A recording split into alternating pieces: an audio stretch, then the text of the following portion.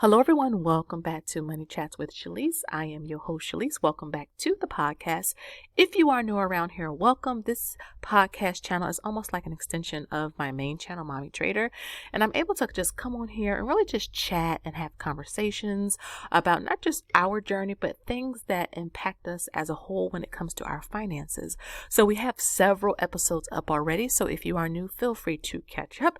You can listen in the car. You can listen while you're cleaning, while you're doing laundry, cooking dinner, anything of the like. And so I have a really great topic for us tonight, but I wanted to take the time to stop and thank you guys so much for all of your support. Thank you to those who buy me a coffee. Thank you for your support with the channel, because honestly, without you guys, there would be no Mommy Trader, whether it's Mommy Trader the main channel, Mommy Trader the cash stuffing channel, or Mommy Trader on the podcast channel. So thank you so much. And to all of my returning podcast besties, thank you so much for coming back. So as you guys know, I do post now once a week on Saturdays around 3 p.m. Eastern. This may go up a little bit after, but we have a great conversation. We're going to talk about the power of starting.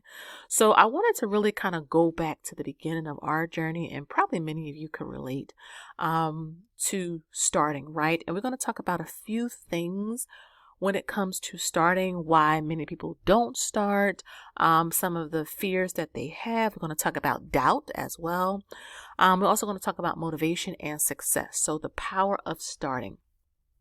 I think what deters most people from even trying to do better with their finances is fear, right? Because you subconsciously, I think we know like the state of things. I know we may not know exactly like how bad things are, but subconsciously, somewhere deep down, we know that our financial state, like the state of our money, is not in the best place.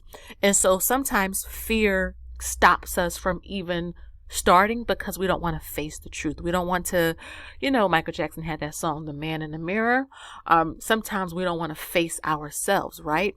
And the thing about money, or the thing about finance really, is that it's numbers. And there's just, numbers don't lie. The numbers just present what it is. And I think the fear in facing what is prevents people from facing the truth. It prevents a lot of people from really sitting down and seeing the state of their money. There could be reasons. I know for myself, I was afraid of how I would be able to get out of the situation. So I know for some people, they don't even try to start or try to do better because they don't know how they're going to get out of the hole. They don't see a way out. So, that statement people say, ignorance is bliss. That's a very, very real thing. I know because I experienced that. I figured if I didn't know about it, if I didn't see it, if I didn't come in contact with it, then it really wouldn't affect me so much. But the fact of the matter is that, this is one hurdle that I think all of us who are now like on the right path and, are working towards our goals, we have had this moment where we would either let fear take control, or we were going to just go on forward and see what the end was going to be, despite not knowing how things were going to get better, despite not knowing how we're going to fix our financial situation, whether we're in a lot of debt or our credit is just, terrible, or we're overdrafting our accounts, whether we haven't even opened up an investment account, let alone a savings account. So all of us who are on this journey have had that fear come upon us at one time or another, and I think, what helped me is that I thought to myself, it couldn't get any worse than this, right? Like, okay, yeah, there's a lot of fear with facing the fact, right? We have to face the music, but it could not get any worse than what I'm going through right now. And so that was the step that I needed to sit down for a weekend, pull all the statements, and even like run a credit report, because when you avoid the truth, when you avoid starting, you don't realize how much you have out there. I think, like, again, we think we have like one or two or three things, when in reality it's 6, 7, 8, 9 things we just forgot. Or perhaps we were in, a lot of credit card debt, and then the creditors closed the accounts. They was reported to a collection agency, and we just forgot, right? And so the power of starting gives you control back. It doesn't feel like it, right? When you pull up the statements and you see, oh my goodness, things are really bad. But that's the beginning of your power, is because you are taking control. That's the whole point of, I think, each of our financial journeys, is that we are taking control of our money, even when we are in a hole, right? That's where it starts.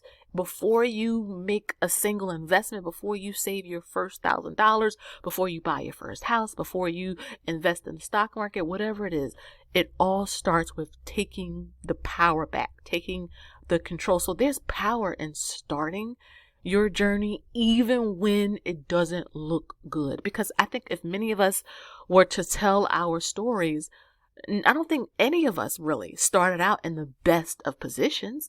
We all have felt that fear of, you know what, maybe I just shouldn't even bother. But I think something underneath of us told us we have to try. And look what trying did. I know for my husband and I, like, if we would not have at least tried, we would not be where we are today. I can tell you that as a fact. We would not be where we are today if we did not start. So the power of starting, even when it's not in the most desired place, it's putting you on your journey to whatever your goals are. Whatever. There's many people, for example, who bought their first home, that documented their journey here on YouTube, that did not start out in the best place. They had bad credit. They did not have any money saved up. They didn't even know how to start the process of buying a house. But they started. They started to research. They started to ask questions. They started to get their finances in order. And then they got the house. But guess what? If they didn't start, if they didn't take that power back, they would not have had their goal. And so I'm here to encourage you guys, don't let fear be in the driver's seat. The second thing is doubt. Now, this is the second thing that I think most of us deal with once we say, you know what, okay, I'm going to buckle down. I'm going to start, right? We're going to take the power back. We're going to start. The second thing is fear, or doubt, is doubt. Doubt will set in. I know in my journey, I didn't know anyone who, was a homeowner, let alone bought rental properties. I didn't know anyone who graduated college. I was the first in my family to graduate college. I didn't know anyone who retired, let alone invested. No one knew what a stock was. And so that doubt will set in, like, okay, now girl, you're reaching too high now, right? It's okay if you want to save your money and get a month ahead, but you trying to invest? Wait a minute, you trying to buy a house? You trying to become a millionaire? Okay, you reaching too high. That's what doubt will tell you. It will tell you, you know what, you started too late. Well, it'll also tell you, you know what, this skill you don't have. The wonderful thing about, I think, the internet nowadays, there's a lot of negative things about it, social media in particular. But one of the great things about it is that you could literally learn how to do anything. Literally. You can try to learn how to do anything, because there's so much free information out to teach you how to change a tire. If you are a single mother and you need to put together a TV stand, there are channels that will take you step by step and show you how to do it.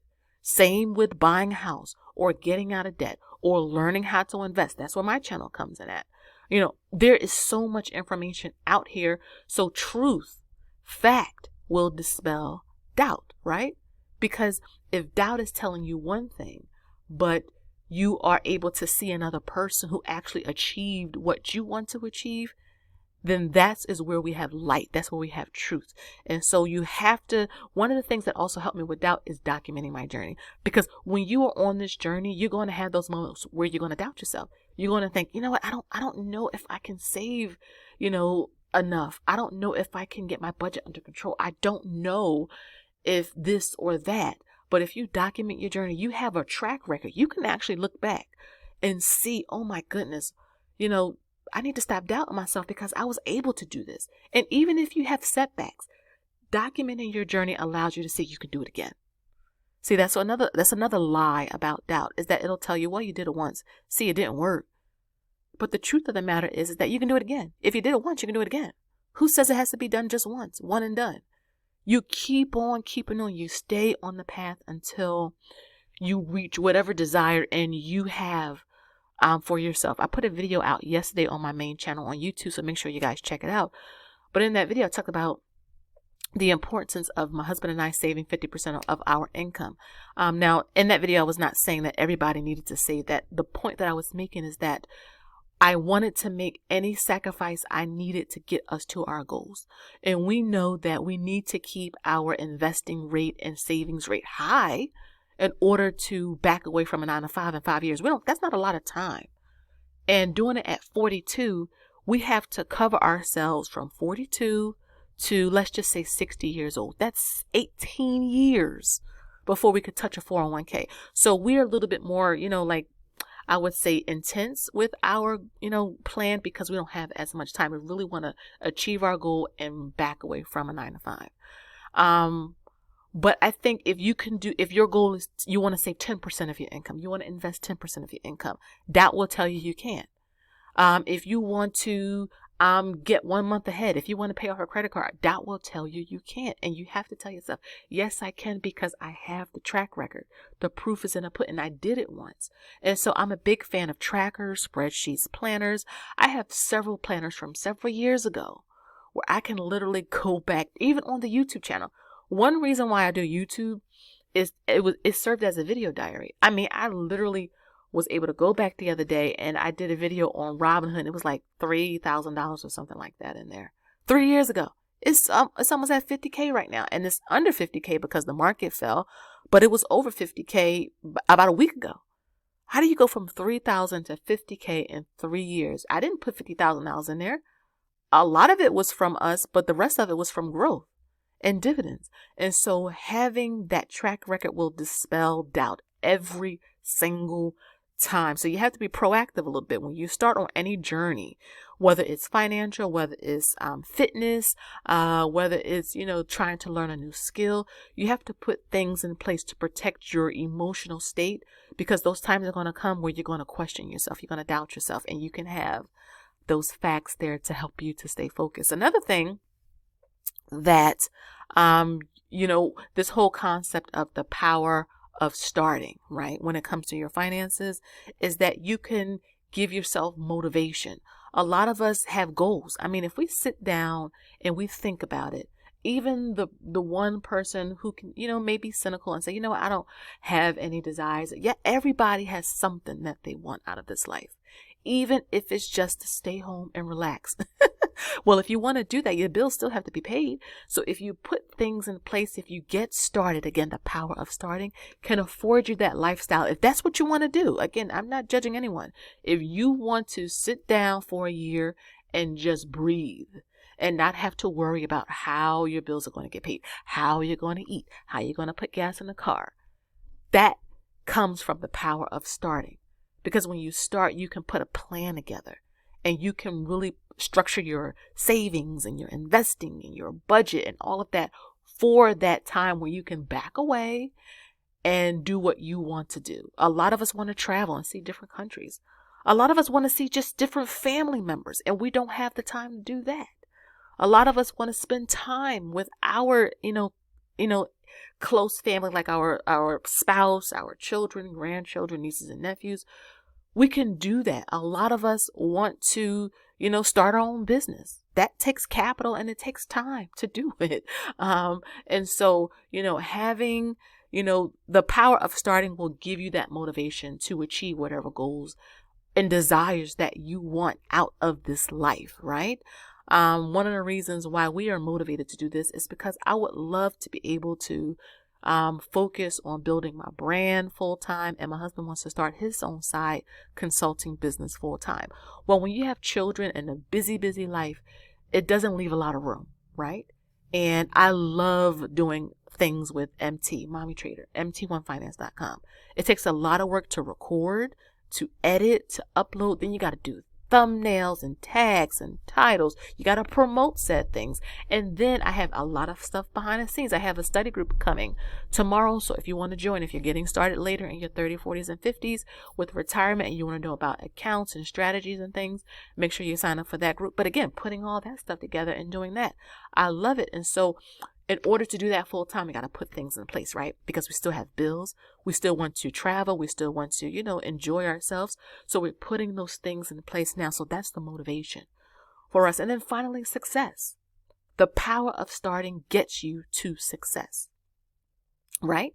If you don't start college, you'll never know what it feels like to graduate and walk across that stage and get your bachelor's degree or your master's, PhD, doctorate, JD. Whatever it is that your goal is, if you don't start, how would you know what the success of it feels like? And then to have something to show those coming behind you that it works. That if it's possible for you and if you did it, guess what? They can do it too. So sometimes it's not even just about us because there are a lot of eyes on us. We have children. We have other people in our family. We have people on YouTube. I mean, there are a lot of people that watch my channel, not so much mimicking what I'm doing, but they're investing on their own because they have their own desires. They have their own goals that they're trying to achieve. And they figure, you know what? If Shelise is over there investing, I need to invest something. And that is what I want people to take away from the channel, not mimic what I do because you can't, right? My situation is not like anyone else's. We're all different. But the golden nugget is do the best you can with what you have, where you are. Investing $10 a week is just as great in my mind as investing $1,000 a week because it's the power of starting. And here's the thing, when you come in contact with large sums of money, because you have these good habits down already, you'll be able to allocate and use that money wisely. Even with having fun, you'll be able to do it wisely because you started. That is the power of what starting gives you. And again, it's not going to be easy because anything good is going to require some type of work, some type of hard work, some type of sacrifice. It's going to be difficult at times, but that's why we talked about the things in this podcast episode today about tracking your progress, that doubt when it sets in, how you can get rid of it. Right? Because it's so important to remember it's bigger than us. We have things that are going to change generations depending on us. And so I believe that any of us, if you are on the sidelines and you are like, you know what, I want to invest, but I'm scared to start. I want to pay off debt, but I don't know where to start. I want to buy a house, but I don't think that I'll be able to do it. This is your reminder to start. Start pulling the paperwork. You don't even have to do that. Let's take it even a step back. Just go on YouTube. There's so much free information out there. How to buy a house, start there. You want to know how to invest? Start on my channel. You want to know how to pay off debt? Just type it in. There are so many people who were in your shoes or who are in your shoes making an effort every single week, consistent. You can get your motivation there and you can see that you too can achieve your goals. So that is the podcast episode for today, guys. Let me know down below any questions or thoughts about the topic and if you have anything you wanted to add. But I really do appreciate you guys being here. I can't wait to talk to you guys next Saturday again. Again, the podcast episode will premiere around 3 p.m. Eastern. I'll probably do a premiere over there as well. But again, thank you guys so much. Please make sure you like, share, and subscribe. Make sure you follow me over on my other platforms. Information is always down below. If you want to sign up for the study groups tomorrow, I will have that also down below. But again, thank you guys so much for your support. Thank you for the buy me a coffees. Thank you for liking, subscribing, and sharing this video. I really do appreciate all of you guys. I hope you have a wonderful weekend. And until next time, I'll see you on the next one. Have a good one. Bye for now.